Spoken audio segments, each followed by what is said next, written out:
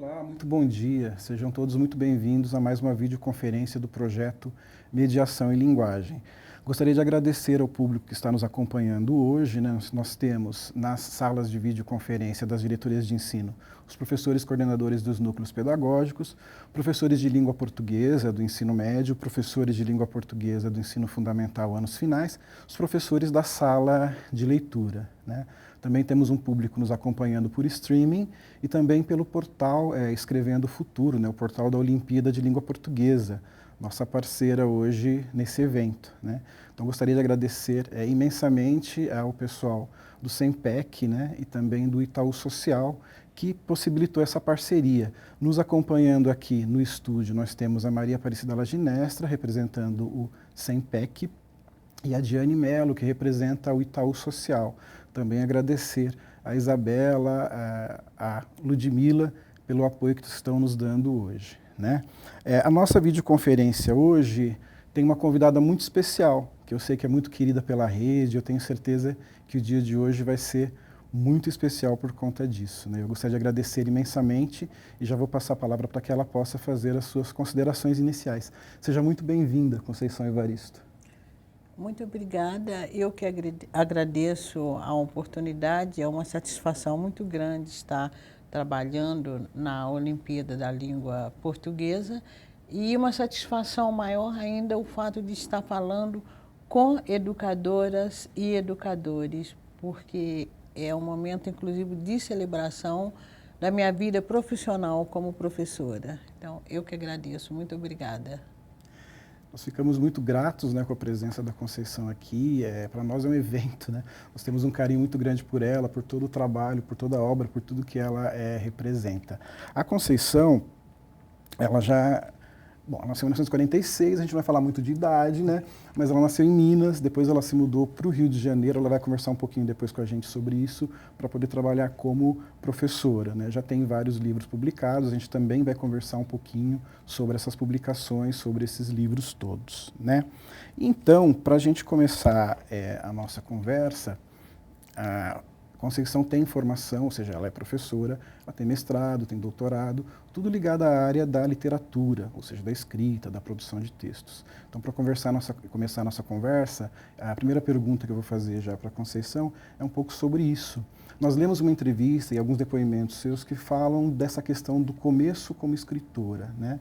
Em alguns desses relatos você fala que o momento que você se viu escritora, que você se percebeu escritora pela primeira vez, foi através de uma redação que você fez quando estava na 4ª série, né? E o tema tratava do orgulho em ser brasileira, né? Então a pergunta que eu faço para você, eu queria que você contextualizasse um pouco isso e nos falasse sobre isso.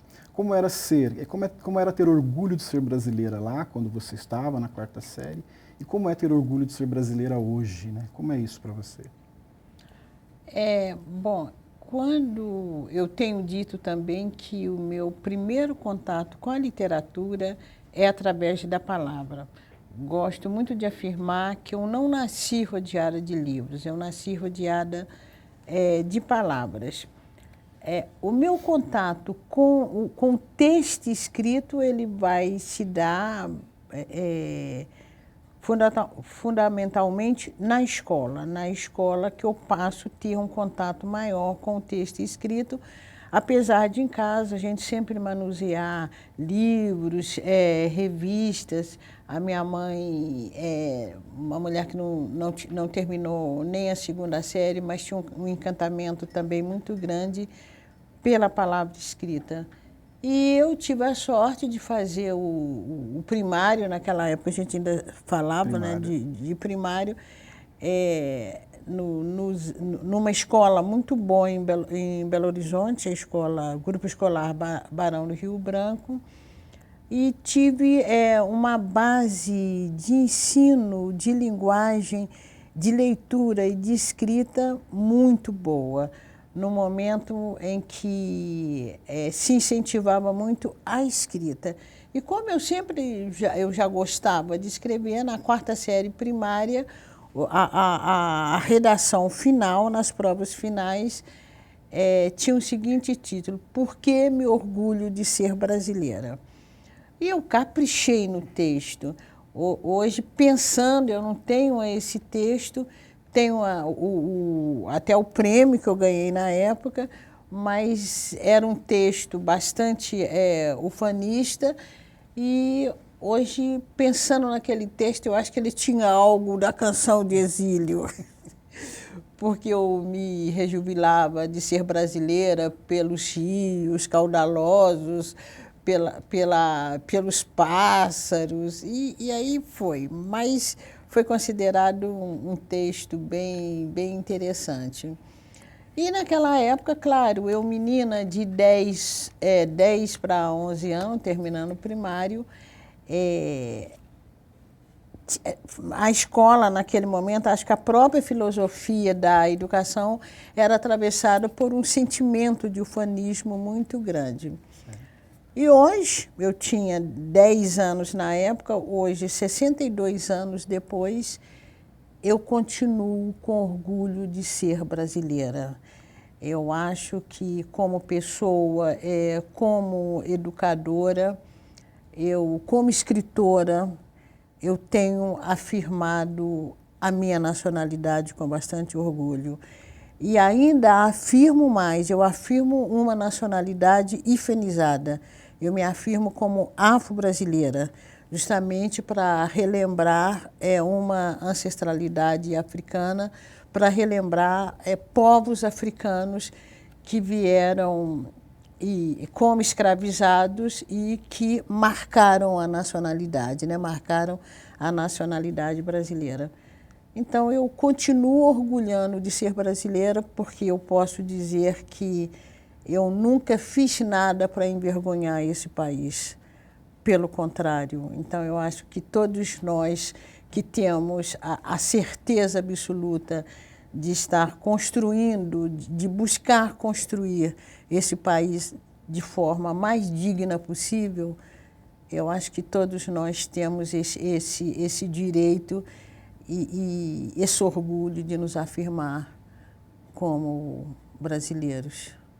Muito bacana, porque esse ano a Olimpíada de Língua Portuguesa ela estreia com esse modelo de ter alguém que é homenageado. No caso, esse ano, a primeira pessoa a ser homenageada é você. E o tema da Olimpíada é justamente sobre o lugar onde eu vivo. Então, você tem, pelo Brasil todo, pessoas contando histórias plurais, né? Ou seja, dos vários lugares, do encantamento. E a gente percebe, na maioria dos textos, que as pessoas fazem muita questão de ressaltar isso, né? Do ser brasileiro, do ter essa brasilidade colocada. Então, isso é muito importante, né? É algo que realmente vale a pena.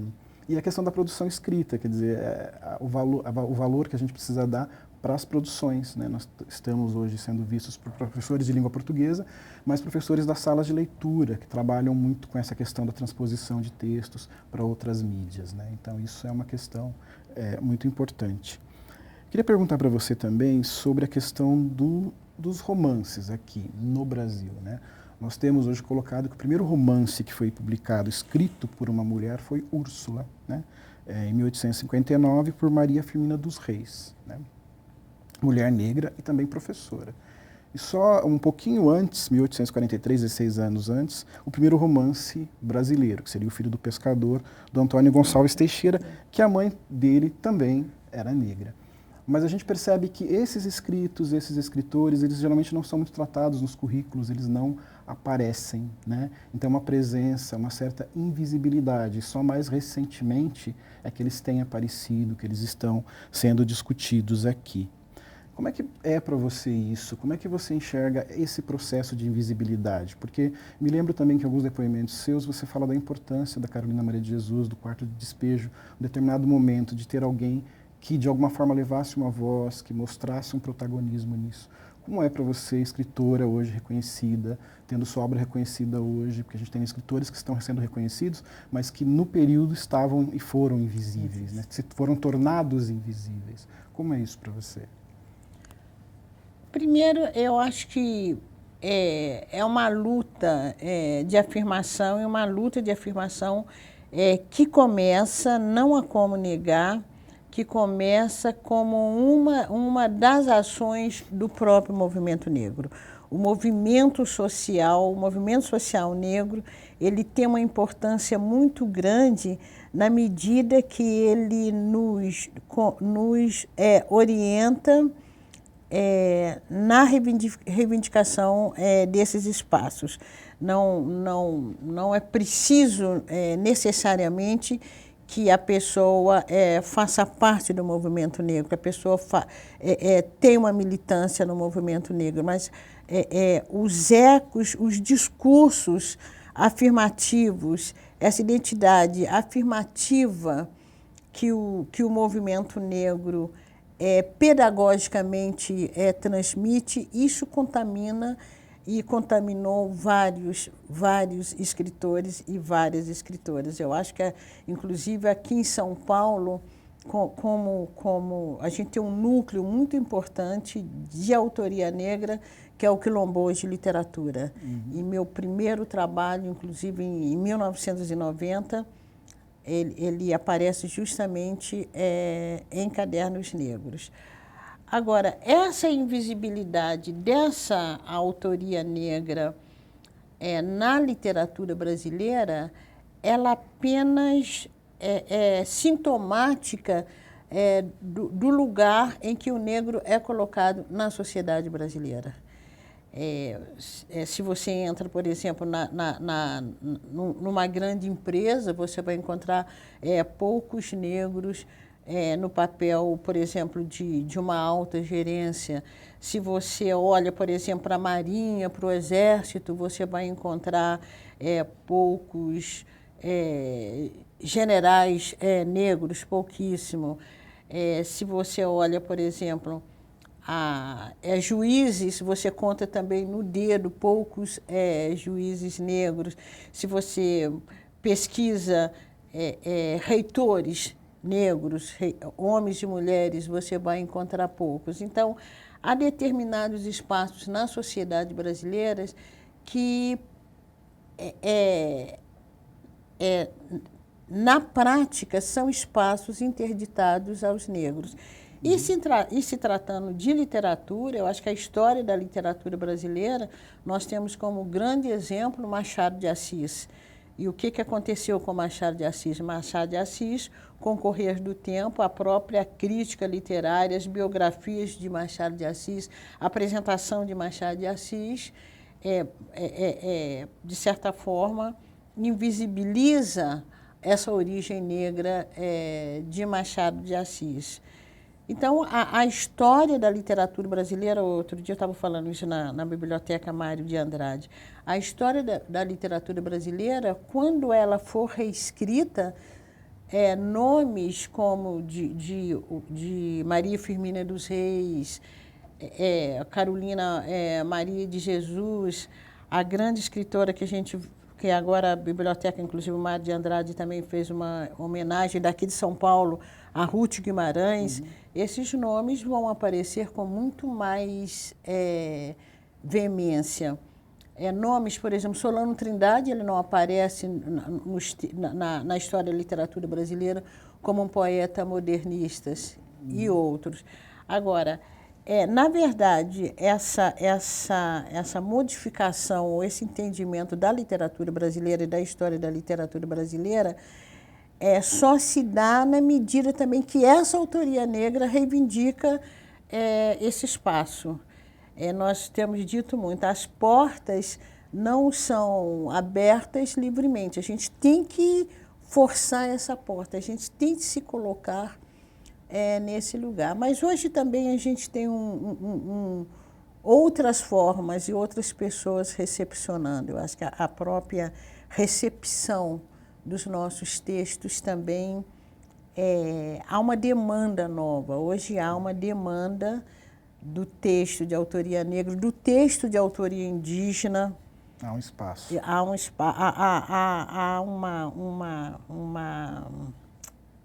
uma feitura, né, desse espaço. Esse espaço vai se moldando pelas ações do movimento social, por pesquisadores mais antenados com a própria diversidade do discurso literário brasileiro. E hoje a gente tem dissertações de mestrados, TCC, teses de doutorados, buscando essa narrativa mais inclusiva mesmo da literatura brasileira. Isso é fundamental. Vou aproveitar, tem 2 obras suas pelas quais eu tenho um carinho imenso, então até trouxe os livros para que você me autografe, que é a Ponciá Vicêncio. Eu até conversei com a sua assessora Ludmila, que por muito tempo eu chamava o livro de Ponciá Vivêncio. Não sei se tem a ver com as escrevivências, ela me falou que é uma coisa comum.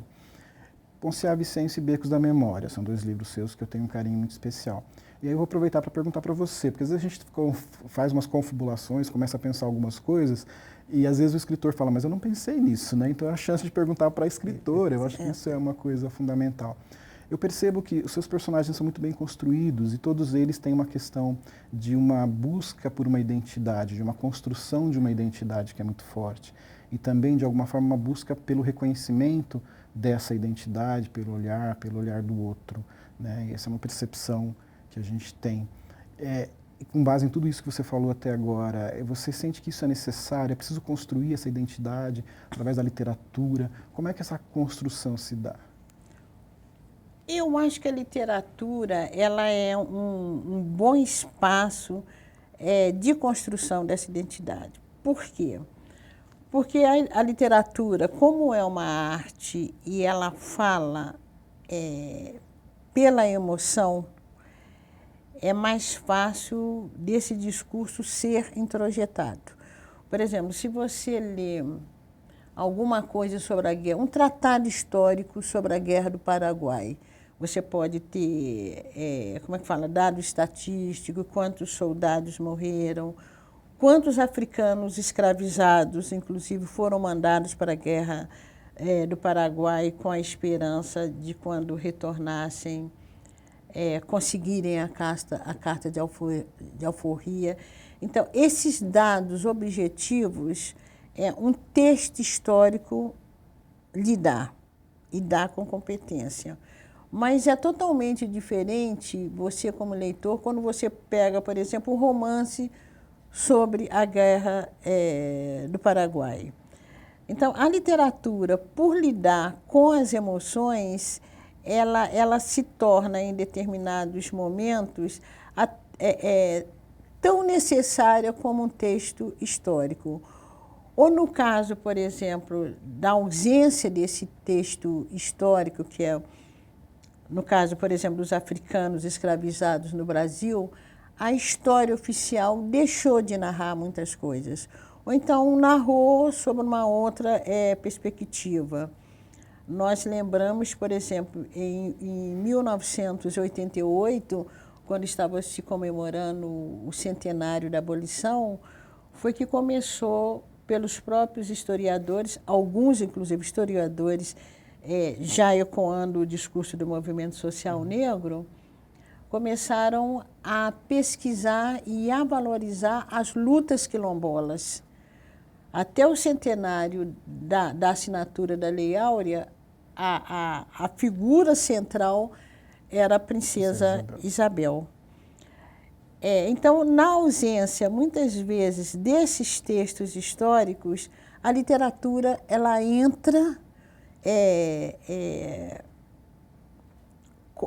cobrindo, né, na tentativa de cobrir essa lacuna.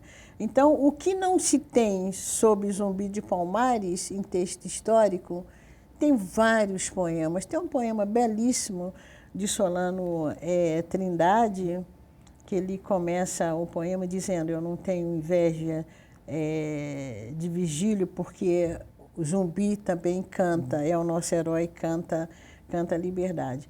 Então, estar atenta a esses discursos literários é uma possibilidade também de você questionar a própria história como ciência, ou até questionar a própria literatura. Porque tem, por exemplo, estou pensando agora no livro de Lia Vieira,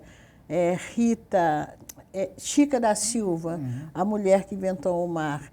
Essa Chica da Silva, composta nesse texto de Lia Vieira, é uma Chica da Silva totalmente, por exemplo, de Chica da Silva, composta também no texto literário de Paulo Amador, que é o Rei Branco e Rainha Negra. Então, em determinados momentos, você pode criar um texto literário que vá contestar a história, a ciência e vai contestar, inclusive, a própria literatura. Essa construção. E falando nisso, me lembrei também, acho que é uma questão interessante, nos dias, atualmente, temos a escritora J.K. Rowling, que criou toda a saga Harry Potter, né? Foram feitos filmes, uma série de coisas. E ela assinou uma adaptação para o teatro de uma outra obra com os mesmos personagens. Para essa adaptação do teatro, uma das personagens principais, que era Hermione, os diretores escalaram uma atriz negra para que fizesse o papel, uma atriz muito conceituada na Inglaterra. E houve uma gritaria nas redes sociais por conta dos filmes. As pessoas que leram falaram, mas como você... A Hermione é branca, né? Como é que uma atriz negra vai fazer o personagem que é branca, né? E a própria escritora respondeu, e foi muito interessante, porque ela disse o seguinte, mas em momento algum eu disse qual era a cor da personagem. A única referência que eu tenho dela nos livros é que ela era muito inteligente, tinha os olhos castanhos, os cabelos encaracolados. E ela falou, e viva a Hermione negra, né? E foi muito interessante porque, por conta dos filmes e tudo, existe uma expectativa de que o personagem seja de uma determinada, de um determinado jeito, né? Você acha que ainda falta para a gente essa representatividade? Nós estamos falando de uma literatura escrita por autores negros, por autores brancos que tratam desse tema, mas a gente também tem exposição nas mídias, nas TVs, né? E nós estamos falando com professores que têm uma quantidade muito grande de alunos, né? Que às vezes não se veem representados. Como é isso para você? É interessante que esse fato me faz lembrar também a escritora Sônia Rosa, que ela está até agora com uma exposição também, com trabalho no Itaú Cultural, e ela tem uma história infanto-juvenil em que tem uma personagem que é a empregada. E ela toma um susto porque quando vão mostrar para ela a prova do livro, a empregada é uma mulher negra, com os bobs na cabeça, um lenço amarrado, e ela diz, mas em momento algum eu falei que essa empregada era negra, mas já está no imaginário, né, do leitor, do ilustrador, que se é uma empregada só pode ser negra, né? E como já está no imaginário também, se for uma rainha, se for uma médica, provavelmente vai ser interpretado como sendo uma pessoa branca. Quer dizer, esse imaginário em que as pessoas negras estão colocadas no lugar de subalternidade, esse imaginário ele contamina o texto literário. Ele contamina, é alguma coisa que já está até no nível do inconsciente. E, sem sombra de dúvida, falta uma representatividade mais digna,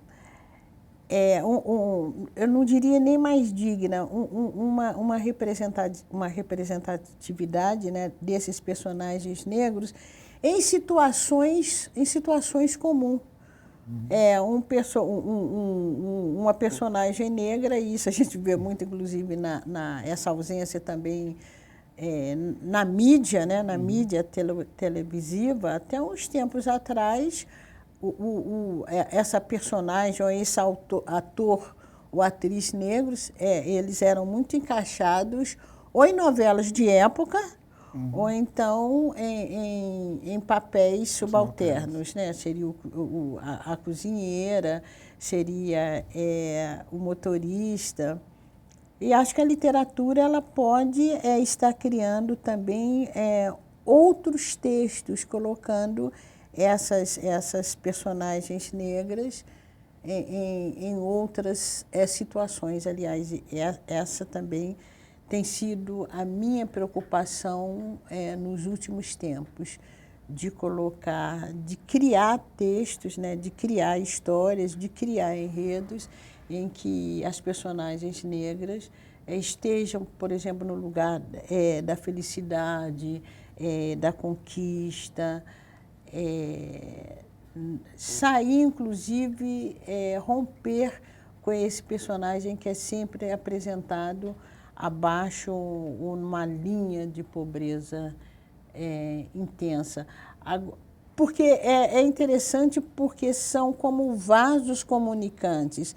A literatura, ela cria o imaginário, como também ela é contaminada por um imaginário social que já está dado, né? Já está naturalizado. Isso dá uma importância gigantesca ao trabalho dos professores, todos os professores, mas especificamente com os professores de língua portuguesa ou os que atuam na sala de leitura, na hora de selecionar os textos que vão levar para os seus alunos, porque essa seleção de textos já traz um pouco da própria constituição do professor, do imaginário do professor, da formação do professor, e a gente pode ter um grupo de alunos que de repente não se sinta representado ali, ou se sinta representado de forma depreciativa até. Então, o que você aconselharia para essas professoras, professores que estão nos assistindo? Quais são os cuidados que eles devem ter maiores com relação a essa seleção? De quais textos levar para os alunos? De quais textos trabalhar em sala de aula? Olha, seria bom, mas isso daí é no plano do desejo, é que o professor, a professora tivesse até um tempo prévio de ler os textos, mas não, de um modo geral, isso não é possível. Agora, o professor ele tem que estar muito atento de levar uma literatura, de levar um discurso literário o mais diversificado possível. E hoje nós estamos falando muito também, não só dessa autoria negra, dessa autoria que vai colocar, que vai construir essa personagem negra de uma outra forma, mas ainda e também desse texto que traga essa representatividade indígena. Eu acho que hoje também já tem escritoras e escritores que têm uma vivência, uma experiência indígena, e esses textos também eles precisam chegar na escola e serem tratados assim com bastante respeito. Como outras temáticas também, uma literatura que hoje também possibilite a possibilidade de conversar com as crianças também sobre a homoafetividade, porque quem é educador também está trabalhando com criança, com jovens também, tem que estar atento também para essas outras experiências, outras sexualidades e discutir isso também como uma temática que, dentro do campo da educação. Então, hoje, mais do que nunca, eu acho que o educador, a educadora tem que estar muito atento, porque a literatura é um dos discursos que possibilita essa discussão. Então, e muitas vezes também o professor no dia a dia, na hora que ele está ali no fogo, ele pode cair na mão dele um texto que não seja, por exemplo, um texto que traga personagens estereotipadas, ou de negro, ou de índio, ou de pessoas que têm uma experiência no campo da homoafetividade. E aí o professor também ele tem que estar muito atento no sentido que esse livro também possa provocar uma discussão, no sentido de apontar também nesse texto o que é bom, o que é nocivo. Hoje também tem muita essa discussão em relação a obras consagradas da literatura que está aí, e o professor tem que estar atento para detalhes nocivos, ou detalhes que, por exemplo, que em 1940 poderia passar sem uma discussão, mas que hoje não pode mais passar sem uma discussão profunda. Então, acho que cada vez mais o professor ele tem uma tarefa, né? Uma tarefa muito árdua, que é essa tarefa dessa educação mais inclusiva na prática, né? Não é na questão do discurso, não. Na prática, no dia a dia, no cotidiano. com as crianças que estão ali com eles, né, com os alunos. Só queria fazer um lembrete para todo mundo que está nos assistindo. Vocês podem mandar suas perguntas, né, para nós. No próximo bloco nós iremos responder. O e-mail está aparecendo aí na tela para vocês. É o faleconosco@educacau.sp.gov.br, né? Vocês podem enviar seus questionamentos. E as diretorias de ensino que queiram também fazer o pedido de palavra, vocês podem fazer os pedidos de palavra, que nós responderemos no próximo bloco. Tá? Conceição, você também tem uma origem de uma comunidade pobre, né? Você passou por uma série de dificuldades, você já relatou isso em vários momentos. E você se deslocou de Minas para o Rio para poder atuar como professora e tudo mais, né? Nós temos na nossa rede, em todo o Brasil, muitos jovens que ainda têm muitas dificuldades em concluir os estudos por várias maneiras, né? E uma das questões que é colocada, talvez por não se sentir representado, inclusive, né, na escola ou por uma série de outras razões. A escola não está perdendo um pouco esse caráter de ser um espaço atrativo que possa fazer com que esses jovens permaneçam, né? Como que esses professores, como é que você acha que esses professores podem tentar lidar com isso, de tornar esse espaço, né, um espaço mais atrativo, né? Você acabou de falar da questão da inclusão. Nós temos uma obra do final do século XIX, que é o Bom Crioulo, que é uma obra que está sendo retomada agora. É o primeiro livro que você tem um protagonista também negro, homossexual, né? E um livro que foi banido, foi perseguido, e é uma obra que agora as pessoas estão começando a resgatar, né? Então, quando o professor vai trabalhar com esses textos, é exatamente isso, ele não pode trabalhar com texto descontextualizado, ele precisa fazer todo um trabalho de contextualização, levantar as questões polêmicas, discutir essas questões polêmicas, né? Como tornar essa escola, então, um espaço mais atrativo, trazendo essas questões? Como é que você vê isso? Em primeiro lugar, eu acredito que a professora ou o professor tem que estar convencido.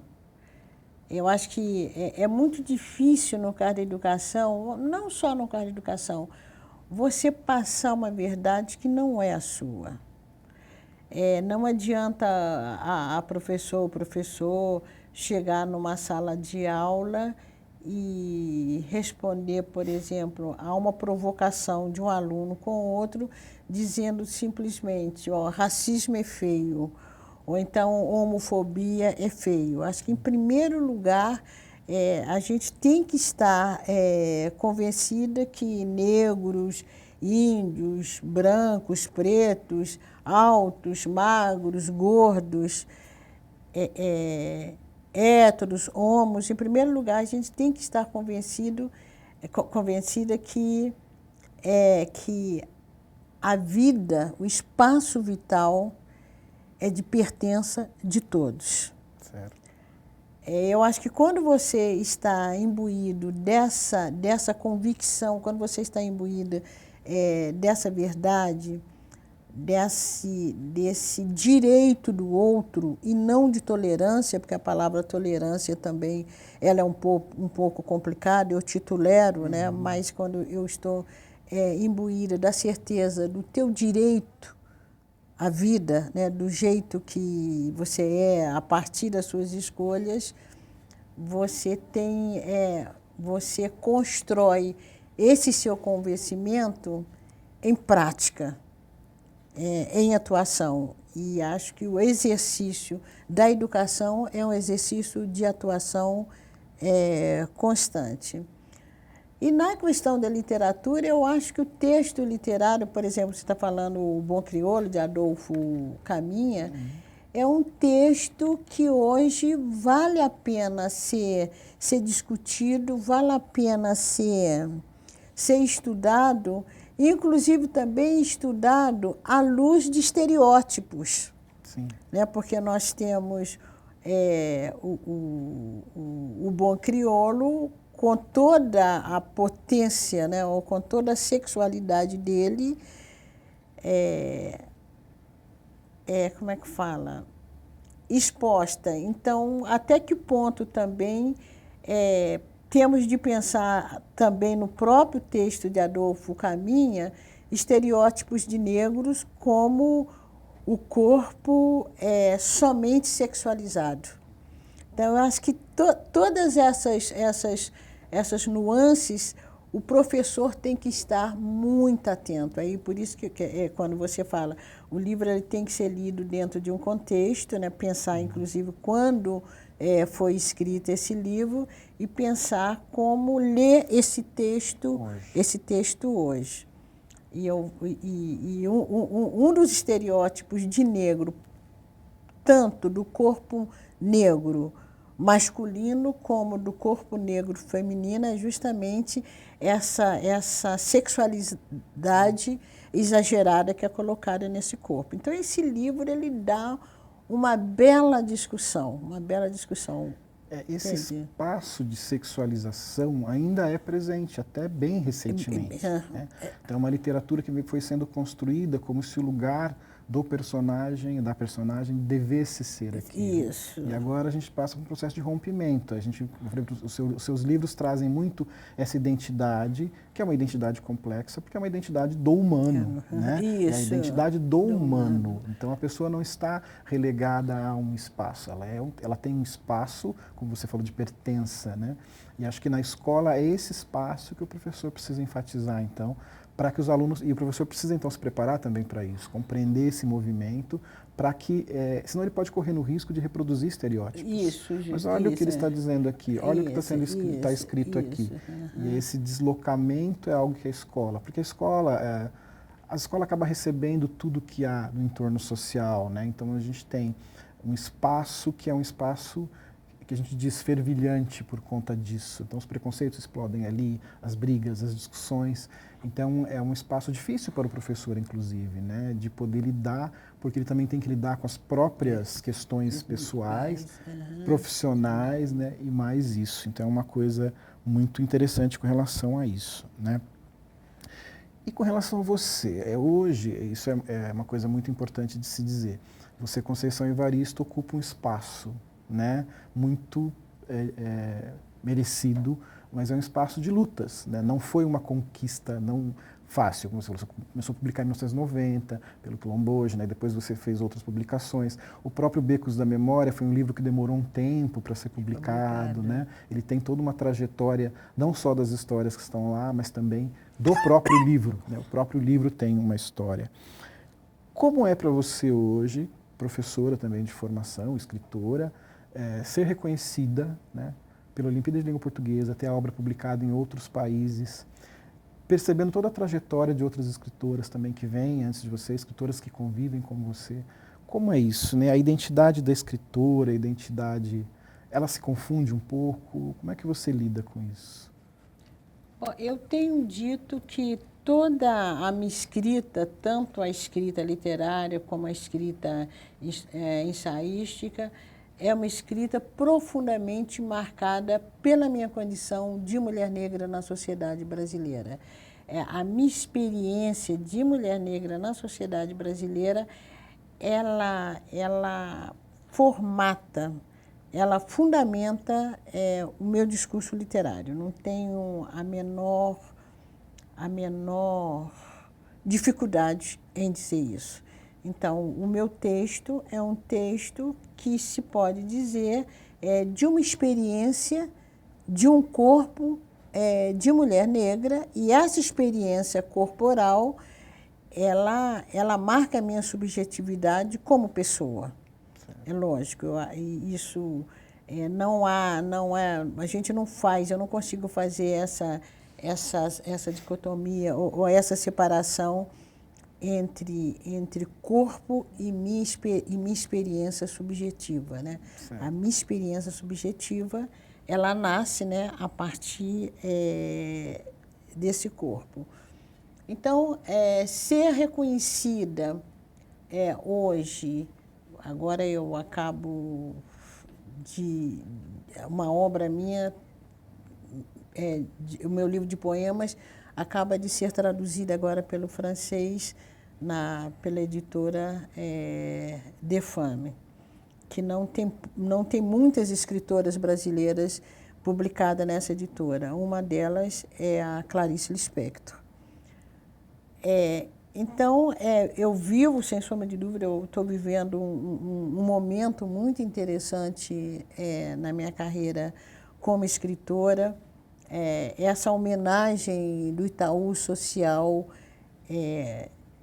também, sem sombra de dúvida, marca, né, profundamente a minha carreira literária.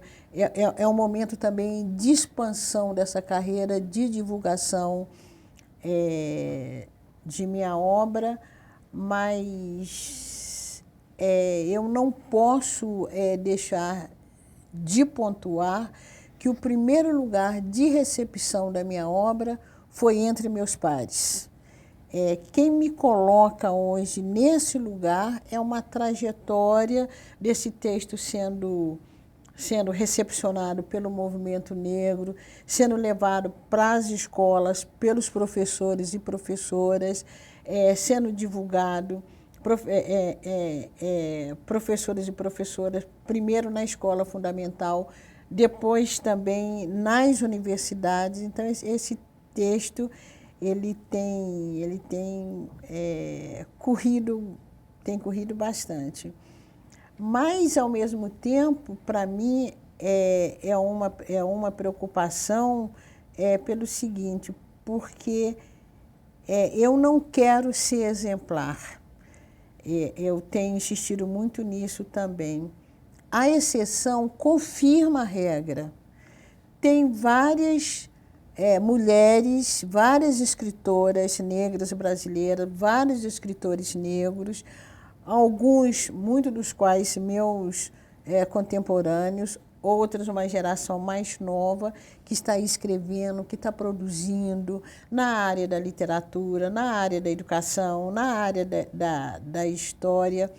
Há uma intelectualidade negra que não começa agora. Nós podemos, inclusive, pensar numa tradição, se a gente for ver pensadores negros, desde o processo ainda de Brasil Império, ou Brasil Colônia, Brasil Império.